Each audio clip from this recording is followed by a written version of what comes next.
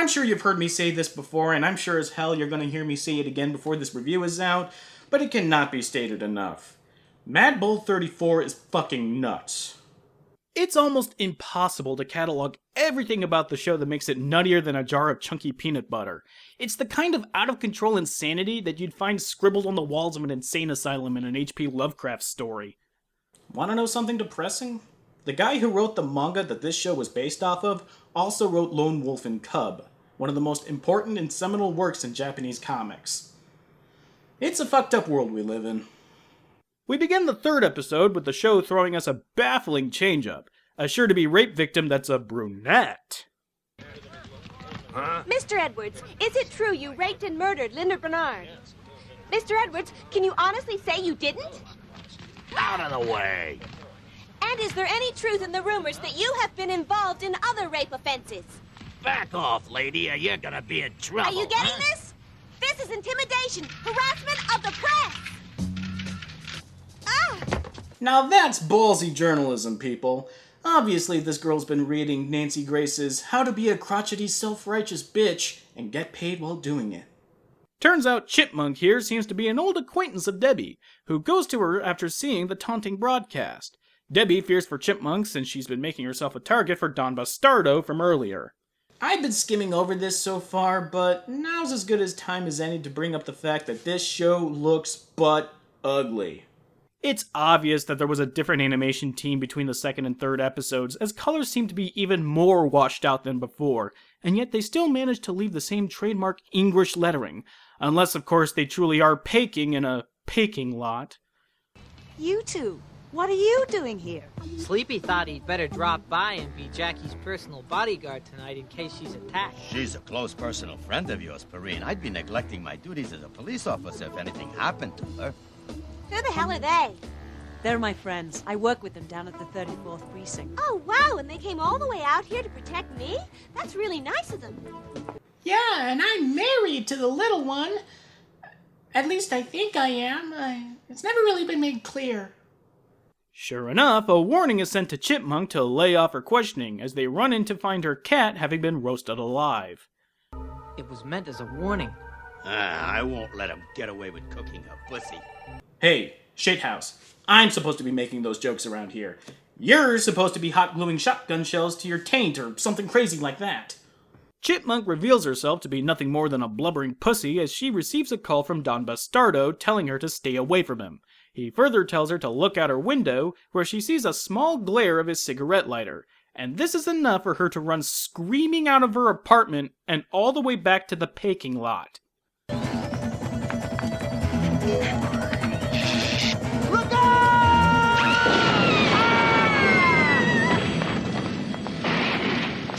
Taizabaru!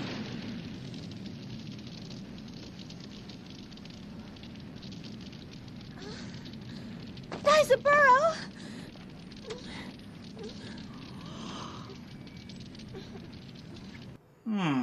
This is gonna be tough. Judges?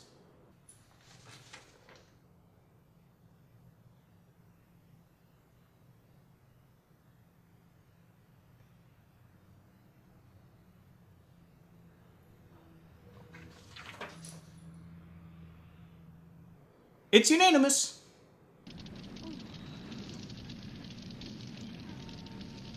Jackie, get off him!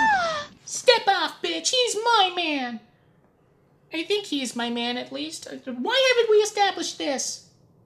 Of course, a baked cat in a car bomb isn't enough to frighten Chipmunk, and continues to broadcast her semi-bitchy questions at officials. Maybe Don Bastardo should have invested in a gigantic lighter. Now that would have gotten the message through. We can only assume someone is pulling strings Jim. behind the scenes Yeah, for their boss. own advantage. Get rid of her.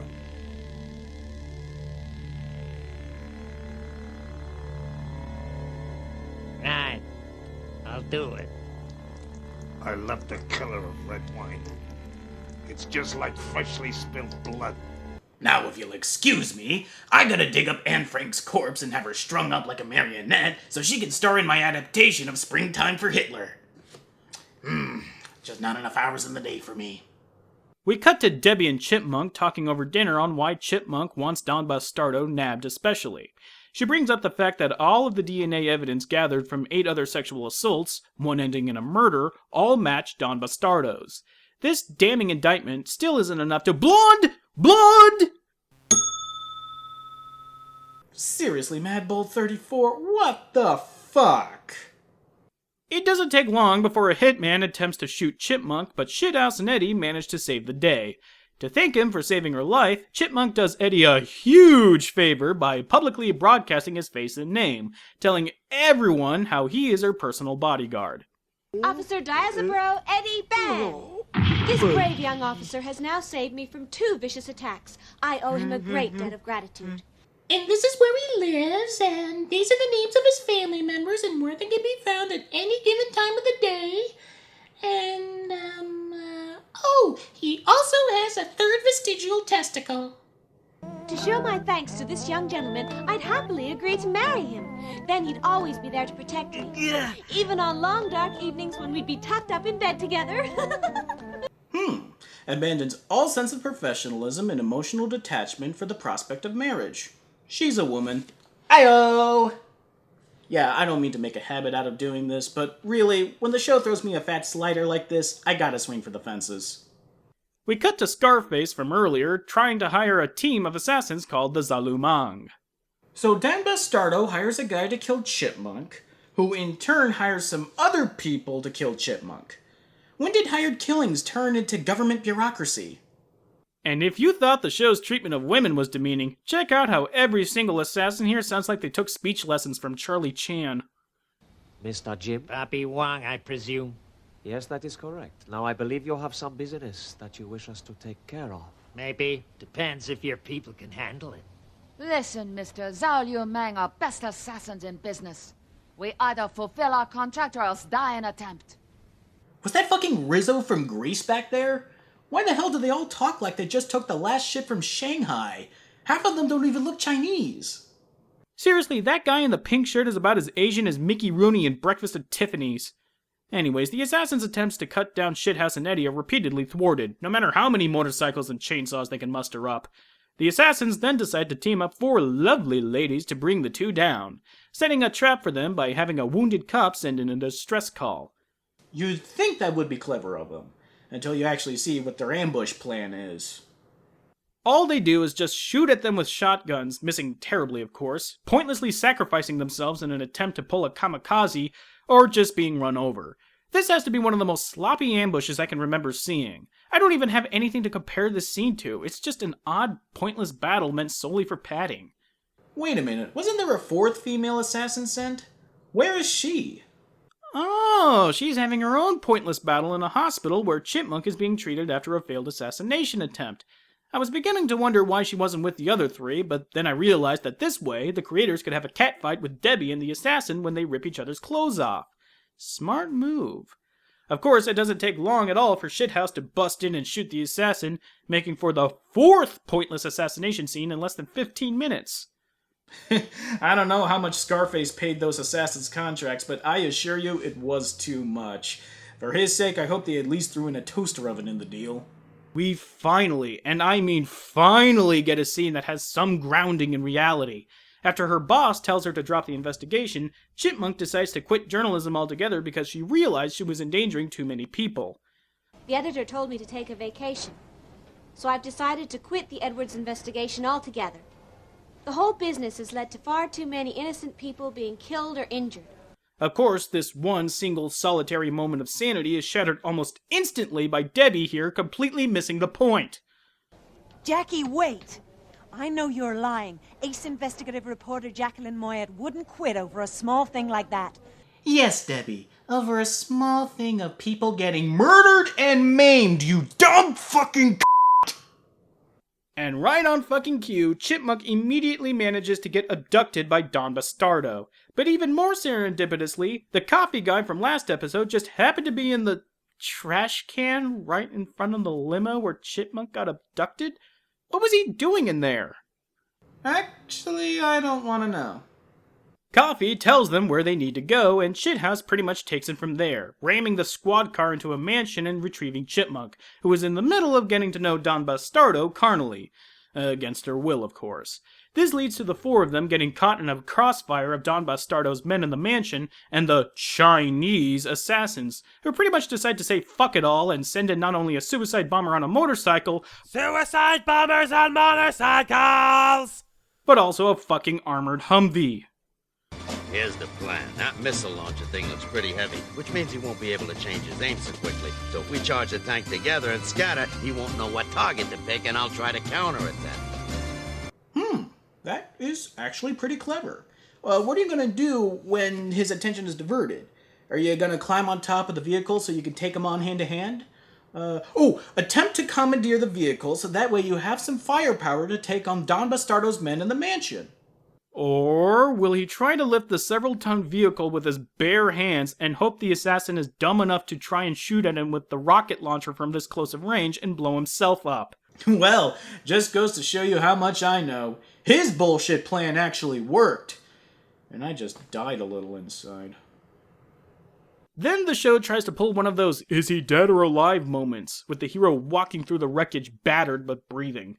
What was already hokey before is made unbearable here because the soundtrack makes it sound like Jesus just ascended from his grave.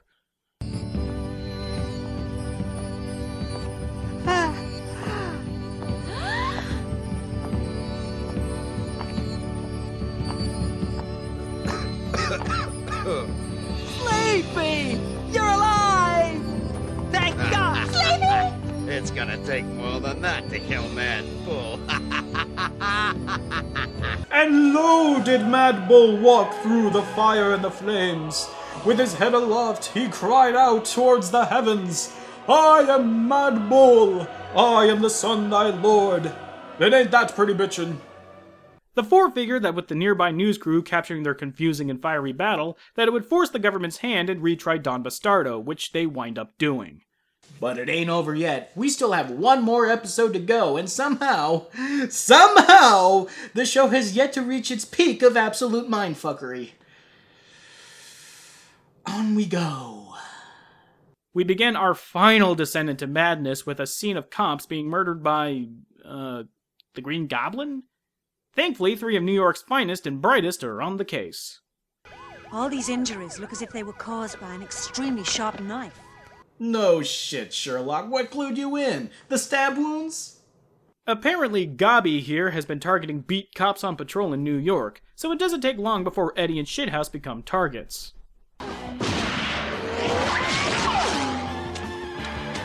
A little enthusiastic about those Blitz sound effects there, Foley guy. Unless those bullets really were traveling at Mach 3. Eddie almost bites the dust, but Shithouse swoops in to fire more worthless shots at Gabi. Of course, Gabi shirks them off and proceeds to hold him at blade point. Only to jump and run away. What, he can only do it when no one's looking, like a 3-year-old being potty trained? That's one weird freak.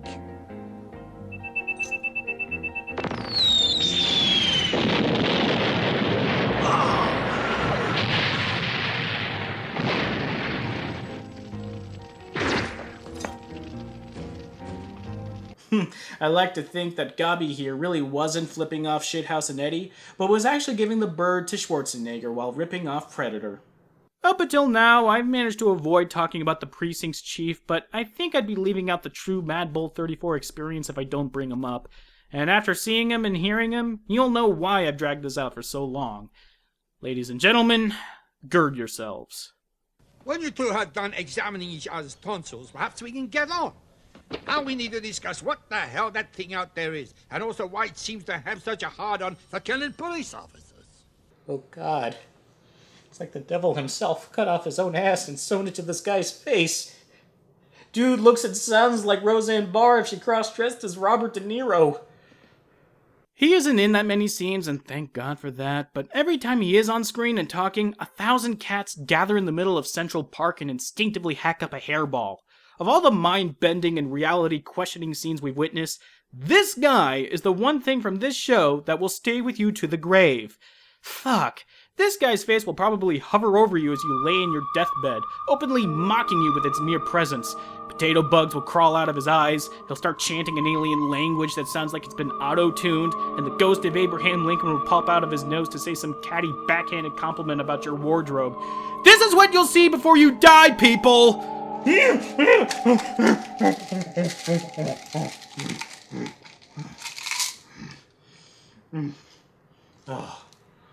Oh God, that feels so much better. Thanks for letting me borrow your crazy pills, Spoonie. Sure, no problem. Hey, just be sure to leave me enough for Final Fantasy X too. I make no promises. Next time I see him, I'm gonna stuff those blades up his ass. That Capricorn had better watch out. Capricorn? What's that? Oh yeah, I decided that's what I'd call him. You know, the killer in that movie, Dirty Harry, was called Scorpio, so I figured I'd call our guy Capricorn. Pretty neat, don't you think? Alright, if you're gonna be honest about stealing from other movies, why not call him Predator? Apparently, Gabi has been such a nuisance that the SWAT has been ordained the sole responsibility of apprehending him. This has less to do with police procedure, however, and more about giving the three even more unnecessary assholes to deal with. Seriously, these people have nothing to do with the plot, and are only there to make the show even more unbearably hateful. Luckily, we don't even spend a minute here dealing with these shit stains, as there's an alert that Gabi has been spotted near the docks. Mad Bull, or do you prefer Sleepy? Either way, I'd know you anywhere, even with that mask on, which, by the way, is a great improvement. Yeah, well, you don't look so fucking great yourself. How do you know me? And who are you? Surely you remember Kevin Murphy, don't you? Wait a minute. Kevin Murphy. Tom Servo? Eat it, movie! Take this stupid little cockroach of a film, roll it up so tight, and then ram it Okay. It's all right. Apparently, Tom Servo here and Shithouse have a history together, but the scene is interrupted by the asshole SWAT team in their helicopters. Tom takes one of them out before inexplicably running off. Again! Asshole, you have a shoulder cannon! Just kill the fucks already! Regrouping at the station, the SWAT team relents and asks Shithouse and the others for help. After relating the conversation between him and Tom, they look up, oh, come on, this is just lazy! I know that Japanese language doesn't have the letter L, but how the fuck did they remember to put the letter L in profile, but not in nationality? Anyways, the SWAT finds out that Tom used to be a fellow officer with Shithouse, but he had taken bribes from Mafioso to turn the other cheek to help pay for his terminal cancer treatment. Resigning in disgrace and presumed to have died, they figured that he's out for revenge against Shithouse for turning him into internal affairs. Wow, that turned dark pretty quickly. Never thought I'd say this, but can we go back to the pube grenades? The team hatches a plan to set a trap for Tom, calling him out on a one-on-one fight with Shithouse in Yankee Stadium. They drop Shithouse in the middle of the baseball diamond in a mech suit that I'm sure was meant to be an homage to aliens. In this case, homage meaning rip off. Still, even in Ripley's mech suit, Shithouse is no match for Tom, but still manages to tear off his helmet, revealing Flojo? Great, now I'm gonna have to change his nickname again. I mean, her nickname again. Fuck! Turns out Flojo here is Tom's little sister, an Olympic athlete who was barred from competition because of her brother's tarnished reputation. It doesn't take a genius to predict that she's out for Shithouse for ruining her brother's reputation. You're not very popular with me. I hate you. You caused a scandal that put my brother off the force. Even so, when the moment came, I still couldn't kill you. I guess it's because you and Kevin are so much alike, I just couldn't find the will to do it. So, wait, she's not gonna kill Shithouse? Then why the fuck has she been killing cops all this time? And why the fuck hasn't Shithouse slapped the cuffs on her by now? My brother was determined to provide for me, so he stole some mafia drugs. He used the money he made from pushing them to pay for my special training and coaching fees in college. Everything was fine until the mafia found out what he'd been doing. Then one night they came to our house and took him away. That was the last time I ever saw Kevin. As soon as the mafia had left the house, I rang Kevin's old narcotics division and told them what was happening and asked for help. But the bastards weren't even interested. They didn't care, they just said Kevin had brought the whole thing on himself. So you've been killing cops because they wouldn't investigate the murder of your brother, who was killed by the mafia because he'd been stealing drugs from them, so he could sell them on the streets to pay for your Olympic training. So why have you been killing cops? Don't you see how useless all this is? Cindy, please, you have to stop the killing. If you carry on with it, you're gonna leave me no choice. You'll have to kill me. What? Sleepy, stay with me tonight. Even if only for one night. I need you tonight. I beg you. I've been so lonely ever since Kevin died. Need I remind you, shithouse, that she's tried to kill you twice and has killed dozens of cops? Or is jungle fever excuse enough to let those facts slip by? Idiot. So, pissing in the face of logic, Shithouse decides to split Flojo like a piece of lumber, and surprise, surprise, she clocks him in the back of the head and ties him up to prevent him from foiling her revenge. Well, at least she did it after they were done fucking. She's a murdering sociopath, but at least she's not a selfish lover. With Shithouse out of the way, Flojo is able to complete her revenge by going after the mafioso that killed her brother, like she should have already been doing by now. Apparently, those same mafioso had given her the Predator suit so that she could combat test it against the cops. Wait, why the fuck would you give someone who has reason to take revenge against you weaponry like that? Shithouse manages to bust out of his bonds by hulking out again, but meanwhile, Flojo is taken to the streets, seemingly killing everyone in her path. She seems to be unstoppable. Not even Popeye here with the rocket launcher can stand a chance. Shithouse manages to get to the scene, though, and attempts to talk Flojo out of her murderous rampage. Yeah, good luck with that. What the hell do you think you're playing at? If Capricorn gets away, it's gonna cost you your fucking job. I'll worry about that. In the meantime, you just keep your boys under control. But Chief, there's... That's a goddamn order being understood. Yeah, I understand. Jesus, this is how we lost Nan. Shithouse manages to corner Flojo in, where else, a church, but before the first punch can be thrown, the show finally reaches its apex of pure, what the fuck is going on here? Cindy, it's time for us to go and meet Kevin together. But first, I want you to marry me, Cindy. I've seen this show dozens of times, and this finale never ceases to confuse the fuck out of me. Yes, Shithouse asks her to marry him, and that they'll kill themselves afterwards so they can meet Tom Servo in heaven. Didn't the show already do this surprise marriage proposal before? And yet somehow they managed to make this exact same plot point even more confusing? Fuck, even the characters freely admit that what they're doing is head-bashingly retarded. Damn, this is weird. I just don't get it.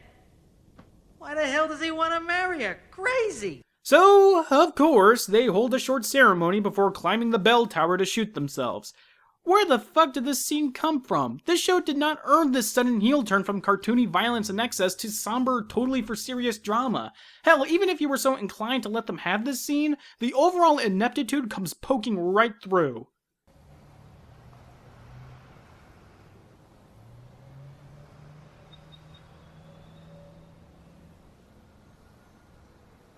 Cindy!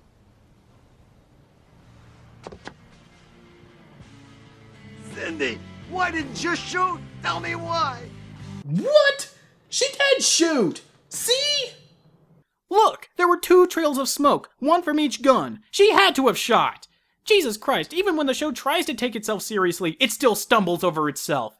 The episode, showing some mercy, finally comes to an end as Shithouse carries the corpse of Flojo out of the church, but not before sending us out with a truly pisser line. New York feeds on human misery. Gradually, it sucks the life out of us. It's a monster. You did not earn that! You mean to tell me that for the past 3 hours, all of the blondes being raped, all of the nonsensical character turns, and all of the misogyny being played up for cheap yucks were all meant to lead up to a forget it Jake, it's Chinatown ending? What the fuck? That is this show in a nutshell. Just the phrase, what the fuck, over and over again. The show even manages to have one more uncomfortable pan up of the World Trade Center before finally fading to white. In some inner circles, Mad Bull 34 is known as one of the holy trinity of crap released by Manga Entertainment. After all we've been through, do you really need me to explain why that is? But you might be asking yourself, how did Manga Entertainment stay in business if they've released crap like that? Well, I'll tell you, it's thanks in no small part to the subject of our next episode. Till next time.